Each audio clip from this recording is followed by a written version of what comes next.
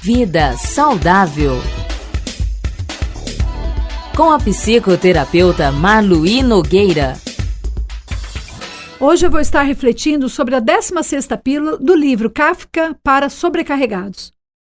Essa pílula diz assim: escrever é uma forma de oração. Conta-se que o autor mantinha uma rotina no mesmo tempo rigorosa e estranha. Ao voltar do trabalho, ele tinha um descanso das 3 horas da tarde até 7h30 da noite. Depois dava um passeio de 1 hora, jantava com os pais e escrevia até às 23 horas. Atividade que poderia se prolongar até as 2 ou 3 horas da madrugada, às vezes até mais tarde. O ato de escrever é benéfico não apenas para a autorrealização e para a cura de doenças psicológicas. Há terapeutas que o indicam para ajudar no tratamento de doenças como câncer. Nos Estados Unidos, inclusive, tem uma médica que aplica a terapia do diário a seus pacientes, que dedicam meia hora por dia a escrever em um caderno as suas sensações, suas intimidades e seus medos. Gente, isso é muito importante, que eu escreva, coloque para fora aquilo que eu estou sentindo. Tudo aquilo que eu guardo apodrece. Então usa, sabe? Se você tem um terapeuta ou alguém, sabe, que pode te ajudar de uma maneira adequada, ok. Se não, às vezes, eu ficar só falando para amigo de problema, também é complicado, que eu estou vazando a minha energia. O que eu posso fazer? Eu estou ali sozinho, não tenho um terapeuta, não tem ninguém mais apropriado para que eu possa lidar com algo. Eu posso pegar e escrever. Começa a escrever, colocar para fora tudo aquilo que você sente através da escrita. Aqui, esse autor, eu achei assim, não tão saudável, de acordo com a medicina tradicional chinesa, você ficar acordado, até 2, 3 horas da madrugada. Inclusive, lá fala que das 11 horas da noite até 3 horas da manhã é o horário que eu tenho que estar dormindo, porque é o horário que é liberado o hormônio do sono. Então, claro, isso aqui foi uma comparação, um exemplo que ele deu, para falar dessa importância do ato de escrever, o quanto ele se trabalhava e conseguia produzir a partir dessa escrita.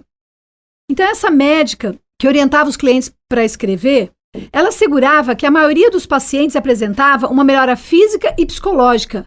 Ainda que muitos se mostrem relutantes no início, os doentes se sentem bem por poderem expressar livremente seus sentimentos no diário.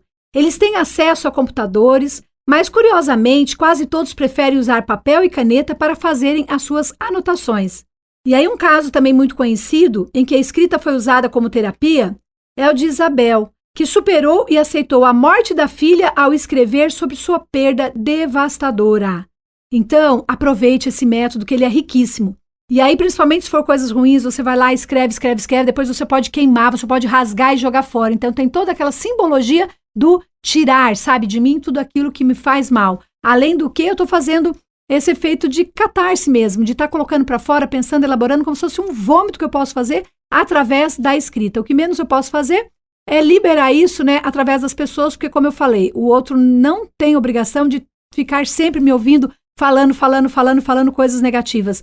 Isso é ruim para o outro que ouve e ruim para você também, que está ali, sabe, perdendo e vazando a sua energia. Agora, uma hora você pegar, sentar, escrever, colocar para fora, como uma forma de oração, como diz aqui, isso é perfeito. 17ª pílula. 2 tarefas no início da vida: estreitar cada vez mais a sua órbita, sem deixar de verificar se você não está escondido fora dela. Então, às vezes, o destino é como uma tempestade de areia que o faz mudar de direção. Você pode tomar outro caminho, mas o fenômeno às vezes o atrapalha. Você volta a mudar de rumo, mas a intempérie o desvia novamente. Ela brinca por cima de você como uma gourenta dança com a morte pouco antes da aurora. Por quê? Porque a tempestade não é algo que sopra longe, algo que não tem nada a ver com você. Essa tempestade, ela é justamente você. É algo dentro de você. Assim, tudo o que se pode fazer é render-se a ela. Andar a passos firmes em meio a ela, fechando os olhos e protegendo os ouvidos, e caminhar através dela, um passo de cada vez. Então, dentro da tempestade não brilha o sol nem a lua. Não há direção nem sensação de tempo. Só há a fina e branca areia redemoinhando-se para o céu como ossos pulverizados. E uma vez amainada essa tempestade, você não se lembrará de como se livrou dela, de como conseguiu sobreviver. Na verdade, não terá certeza de que a tempestade realmente cessou. Mas uma coisa é certa: quando sair da tempestade, você já não será mais o mesmo que caminhou por dentro dela. Essa é a essência da tempestade. Como diz Piaget, gente. Eu tô vindo ali, sabe, naquele equilíbrio certinho e tal, nada tá acontecendo. Mas a hora que acontece algo que me desequilibra, essa tempestade que tá aí, às vezes me balançando, naquele ímpeto, né, que eu tenho de buscar esse equilíbrio novamente, é onde tem a aprendizagem. Então não tenha medo das tempestades, não tenha medo de enfrentar os desafios da vida, porque são eles que te fazem crescer. Chata ou fria ou pequena é aquela pessoa que tem tudo nas mãos, gente. Sabe aquela pessoa que papai e mamãe fazem tudo desde pequeno? Aquela pessoa que nunca se frustrou, nunca passou por dificuldade nenhuma. O quanto essa pessoa acaba se fragilizando diante da vida e o quanto ela produz, né, em muito menor quantidade. Então faça você a diferença, aprenda através, sabe, das tempestades. Entenda que são justamente essas ventanias que fazem com que você fortaleça as suas raízes. Aprenda com o desafio. Faça, né, das coisas ruins que acontecem contigo um verdadeiro esterco para que você possa produzir frutos e cada vez maiores e melhores. 18ª pílula. O livro deve ser o machado que rompe o nosso mar congelado. Olha que frase linda, né? Eu que adoro, né? O livro, adoro uma leitura. O livro deve ser o machado que rompe o nosso mar congelado. Então, o autor diz: comentamos anteriormente sobre a biblioterapia, né, como método de cura ou fuga dos problemas cotidianos. No entanto, né, o autor dizia que certas leituras tinham uma capacidade muito diferente, que há de nos permitir quebrar nossa carapaça para poder ver o que há debaixo dela. Será que verdadeiramente eu estou disposta a fazer com que isso aconteça comigo? Sabe, infelizmente eu me protejo com uma casca tão grossa e eu esqueço da minha verdadeira essência. Então eu preciso sim, sabe, encontrar ferramentas para poder quebrar tudo isso, quebrar essa casca e poder enxergar a minha verdadeira natureza. A minha verdadeira essência, ela é de força, ela é de luz, ela é de saúde, ela é de cura, gente. Olhe para dentro de si, quebre tudo isso que tem de ruim aí te atrapalhando para você poder alcançar a sua verdadeira essência e fazer toda uma diferença. Então, nas suas palavras, né, como diz aqui o autor, necessitamos dos livros que nos afetam como um desastre, que nos afligem profundamente como a morte de alguém que amamos, mais do que a nós mesmos, como estar perdido sozinho num bosque, como um suicídio. Então Kafka defendia a necessidade de viver emoções fortes por meio de leituras provocadoras que gerassem mudanças profundas em nossa psique. Realmente ficaríamos mais tranquilos sem tais sofrimentos, mas nesse caso a vida seria tediosa demais.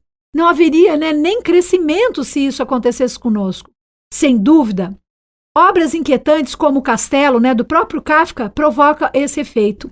Se o livro que lemos não nos desperta como um soco no estômago para lê-lo, então de que adianta? Então pense, tudo na vida que eu vou fazer é um livro que eu vou ler, é algo que eu vou estudar, é uma situação que eu vou vivenciar, ela tem que me tirar da zona de conforto. Se não me tirar dessa zona de conforto, gente, não há aprendizagem, não há reflexão e não há crescimento. Eu preciso sim, sabe, vivenciar algo que me tire, né, desse equilíbrio para eu poder refletir e encontrar novas possibilidades de crescimento. Se eu ficar todo dia fazendo a mesma coisa, sem turbulência nenhuma, de fato, isso não vai me ajudar em nada. Não tenha medo de se lançar, não tenha medo de sair da sua zona de conforto. Tem uma imagem que eu gosto muito, né, no Face, que ela mostra uma pessoa sentadinha ali na sua cadeira, né, na sua zona de conforto. E era uma poltrona, gente, essa cadeira toda furada. Quantos de nós que não estamos ali naquela zona de conforto toda furada, toda de vida assim, pobre mesmo de espírito, sabe? Pobre de afeto, pobre de relacionamentos saudáveis.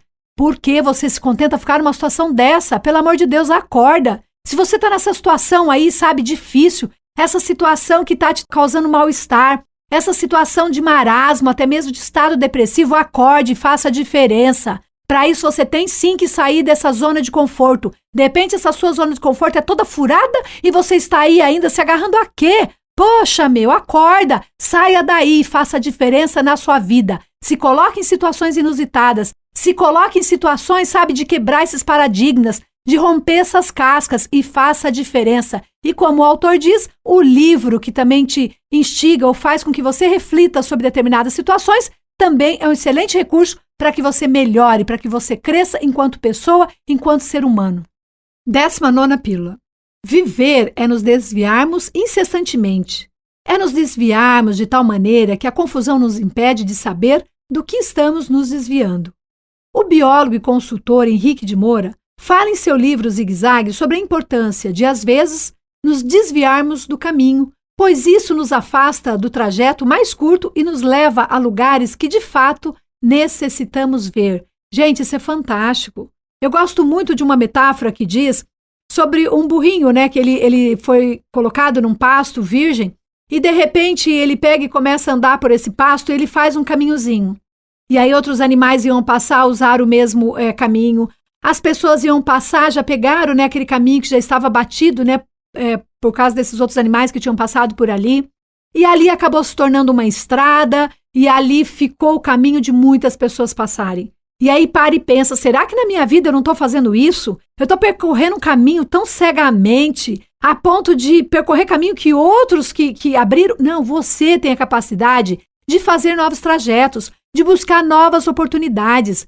Não é um caminho mais curto, mas é um caminho, como diz aqui o autor, que vai te levar a lugar que verdadeiramente você necessita ver, você necessita passar para fazer a diferença na sua vida e na diferença do outro. Então não se acomode não, sai, vá buscar novos caminhos, novos horizontes. Gente, o mundo é maravilhoso, o mundo é dotado de muitas possibilidades, o mundo é dotado, sabe, de situações que você pode sim se encontrar com você mesmo, se encontrar com o outro, que você pode fazer essa diferença. Não tenha medo de buscar, não tenha medo de fazer a diferença, não tenha medo até mesmo de cair.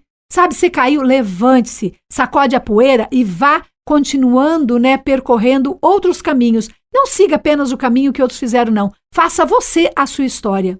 Então, idealmente, para ir de um ponto a outro, o caminho reto é o mais curto. Mas na trajetória da vida das pessoas, costuma ser muito difícil evoluir em linha reta. Mesmo no profissional, as pessoas muitas vezes desistem de uma profissão porque ela quer que seja curto, sabe? Esse caminho do início da sua profissão até o do sucesso. Não é assim, gente. Não é assim. Nada vem de bandeja. Precisa, sim, de um tempo para poder ir elaborando, para que as coisas realmente aconteçam na sua vida, inclusive profissional. Então, é comum surgirem imprevistos que alteram a nossa trajetória e que aparentemente nos fazem perder tempo. Ainda assim, saber enfrentar essas circunstâncias imprevistas, essas complicações, nos permite crescer como seres humanos. Sofrer um acidente parece não trazer nada de bom, mas se formos capazes de extrair algum aprendizado da situação, sairemos fortalecidos. É claro, como nós falamos no coach, tudo na vida tem uma intenção positiva. De repente, um acidente que eu sofri vai me dar a oportunidade para me proteger de acidentes muito piores. Eu aprendo sim com essas situações. Então, como diz o autor, aprendemos mais tendo de avançar contra o vento do que com o vento a nosso favor. Nas curvas que nos desviam da nossa estrada, podemos encontrar muito mais lições. Tudo que nos acontece nos convém. Com certeza, repetindo, nenhum fio de cabelo cai em vão. Tudo tem a sua aprendizagem. Vou citar aqui o exemplo de um cliente meu que eu achei muito fofo, que eu estava trabalhando com ele, essa questão de que tudo na vida tem uma intenção positiva. Ele virou para mim e falou assim, eu sei disso que você está falando para mim. Eu falei, ah, é? Ele falou, é. Esse jovem, ele tinha perdido a mãe dele fazia pouco tempo e ele só tinha mãe, o pai não tinha reconhecido, né, a paternidade. E aí ele me relata que ele viu uma intenção positiva na morte da mãe. Eu falei, qual foi essa intenção positiva? Ele falou, não é, a minha mãe estava indo para o Japão. E aí eu fiquei agradecendo ainda a Deus, porque Deus deu a oportunidade de eu poder me despedir da minha mãe. Porque eu pensei assim, já pensou se ela tivesse ido para o Japão e morresse lá? Nem despedir da minha mãe eu ia conseguir. Então veja, gente, que situação mais triste do que essa? E esse jovem, muito sabiamente, ele conseguiu ver e enxergar uma intenção positiva. Então pense, na tua vida tem muitas coisas acontecendo. Tem ventanias, às vezes contrárias, caminhos, né, para serem perseguidos. Mas em frente com disponibilidade interna daquele vencedor que sabe que ele tem todas as ferramentas necessárias para alcançar, né, aquele objetivo que tanto ele almejou. Então, eu coloco aqui para você essa frase, esse pensamento. Faça você a diferença na sua vida. Ouse sempre ir além e surpreenda-se com o resultado. Muito obrigada, fique com Deus e até a semana que vem.